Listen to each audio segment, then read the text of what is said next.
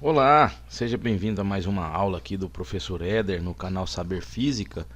Veja, eu queria que você desse uma observada nessa imagem aqui e pensasse bem o que representa essa imagem. Se você observar, parece que é uma linha de ferro, não é? Toda empenada, toda retorcida. Duas linhas de ferro aí, uma do lado esquerdo, outra do lado direito. A do lado esquerdo ela tá bem alinhada, tá intacta, não é isso? E já essa outra do lado direito, ela tá toda retorcida. Será o que que aconteceu para que essa linha de ferro aí, que é um material bem denso, né, bem pesado, bem duro, o que que aconteceu para ele ficar todo retorcido desse jeito? Será que alguém bateu aí a marreta e foi empenando esse ferro tudo aí? Ou será que alguém segurou numa ponta e o outro segurou na outra e os dois comprimiram o ferro e ele empenou? Acho que com as mãos ou com a marreta é meio difícil fazer isso, né? Isso aí na verdade aconteceu de forma muito natural. A própria natureza se encarregou disso daí. Por quê? Porque essa linha de ferro ela está sujeita às intempéries da natureza, às variações de temperatura, não é isso? De dia esquenta muito, de noite já esfria. Pode ser que chega no inverno e esfria bastante durante a noite, e durante o meio-dia o sol tá incidindo sobre esta barra de ferro, e essas barras de ferro esquenta demais. E essas variações de temperatura provocam um fenômeno que a gente chama de dilatação.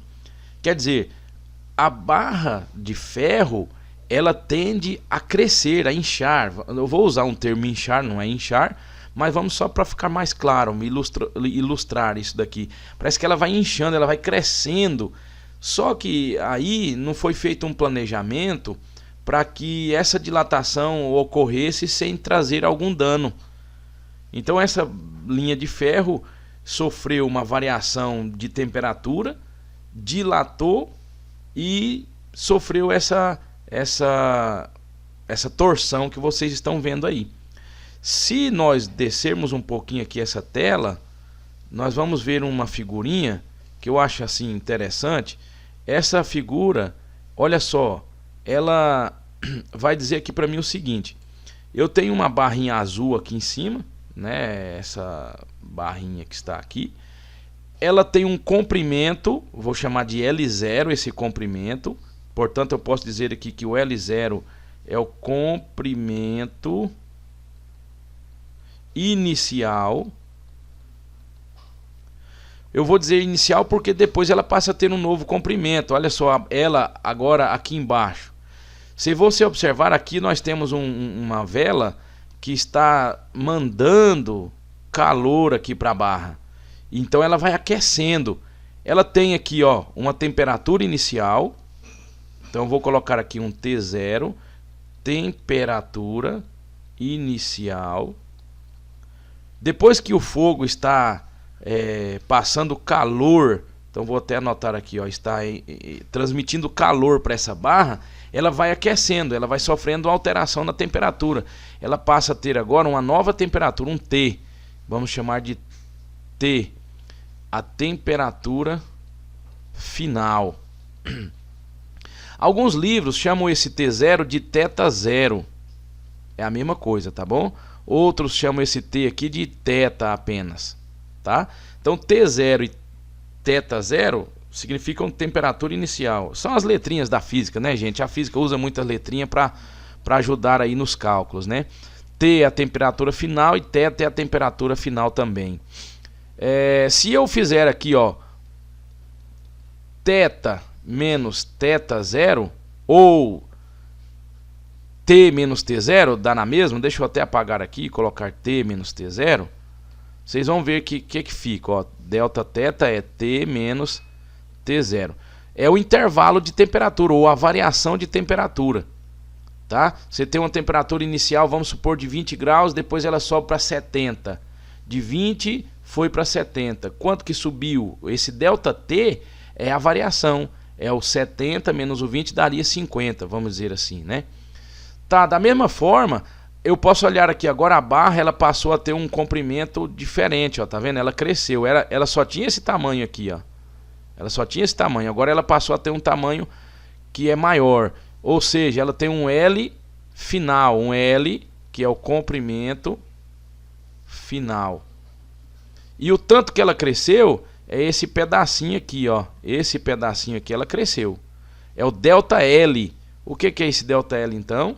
É a variação do comprimento. Se eu colocar aqui, ó, ΔL é o comprimento final menos o comprimento inicial. Eu acho esse pedacinho aqui. Então esse crescimento aí foi a dilatação. A dilatação provocada pela variação da temperatura. Tem uma temperatura maior agora, tem um comprimento maior porque cresceu, dilatou, né? E quem proporcionou isso foi essa chama que está mandando calor para a barra e está fazendo ela aquecer. Então a variação na temperatura provocou a variação no comprimento da barra. Essa variação do comprimento, esse ΔL aqui, é chamada de dilatação linear. É uma dimensão de comprimento que está sendo alterada em função da variação da temperatura. E agora, como que nós podemos fazer para calcular esse ΔL, a variação do comprimento? Ah, um meio é esse daqui, né? Esse aqui é uma forma, esse aqui, né? Dá para a gente calcular a variação do comprimento. Quer dizer, você pega o comprimento final, o tamanho dele agora, final, e subtrai pelo tamanho inicial, pelo comprimento inicial, dá esse pedacinho que cresceu. Tá, mas existe uma outra equação que é justamente a equação que eu quero que vocês entendam ela hoje, nessa aula, que é a equação da dilatação linear. Dilatação, opa, vamos aqui melhorar isso aqui, né? Dilatação linear. O porquê desse termo dilatação? Dilatar quer dizer crescer ou encolher, né? Linear é que quer dizer num comprimento, né? Numa medida de linha, né? Linear, não é de superfície, não é área, não é de volume também. É só uma linha, um comprimento, né? Um comprimento, uma largura ou uma altura. É uma direção apenas, uma dimensão apenas. Então a dilatação linear é a dilatação de um determinado comprimento. Como que a gente calcula ela? Se você quer saber quanto que vale essa dilatação, quer dizer o ΔL não é o tamanho que cresceu aqui, esse pedacinho aqui, então é a dilatação linear dessa barra azulzinha que nós temos aqui no desenho. Calculamos assim, ó, o ΔL é igual ao comprimento inicial, o L0, multiplicado, veja, tem um pontinho aqui, por uma medida que nós vamos chamar de coeficiente de dilatação linear. Então eu vou até colocar aqui, ó, esse alfa é uma letrinha grega, né? Ele chama-se coeficiente de dilatação linear.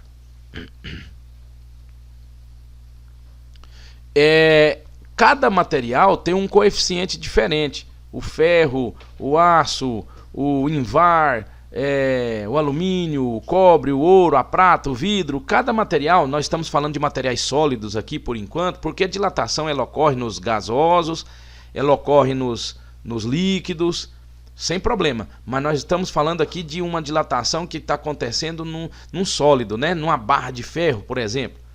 Então, cada material tem um coeficiente de dilatação linear. E isso significa o quê? Significa dizer o seguinte, que quanto maior esse coeficiente de dilatação linear, mais fácil de dilatar é aquele material. Então, digamos, se eu tenho um material que tem um coeficiente 2, ele tem uma quantidade de dilatação disponível aí, né, que acontece e tal. Mas se eu tenho um material que tem um coeficiente 1000, o que tem um maior coeficiente, ele vai dilatar muito mais. Tá certo? Embora os valores de coeficiente de dilatação linear sejam valores muito pequenininhos, usa até notação científica, potência de base 10 com expoente negativo para indicar que é um número muito pequenininho. O que significa é que quanto maior o valor desse alfa, mesmo ele sendo pequeno, mas quanto maior o valor dele, mais dilatação aquele material vai sofrer. Por exemplo, eu vou pegar uma tabela aqui e vou colocar para vocês verem. Só um minutinho.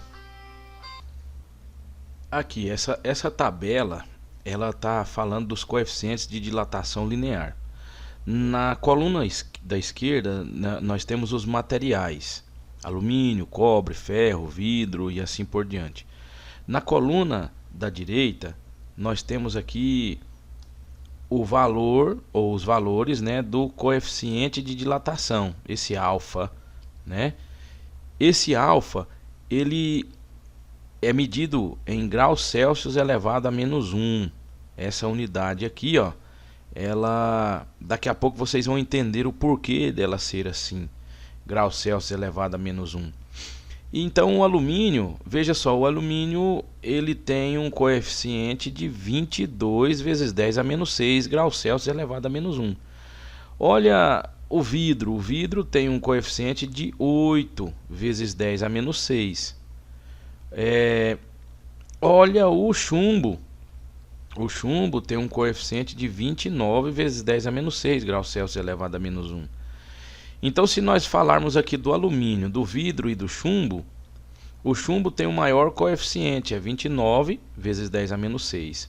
Isso significa que o chumbo dilata mais facilmente do que o vidro, do que o alumínio. Então, o valor desse coeficiente vai indicar a tendência de dilatação que o material tem. Se o coeficiente é alto, a tendência de dilatar é maior. Se o coeficiente é baixo, a tendência de dilatar é menor. Veja que o vidro, ele tem aqui, dentro desta lista, o vidro é o que tem o menor coeficiente de dilatação linear. É 8 vezes 10 a -6.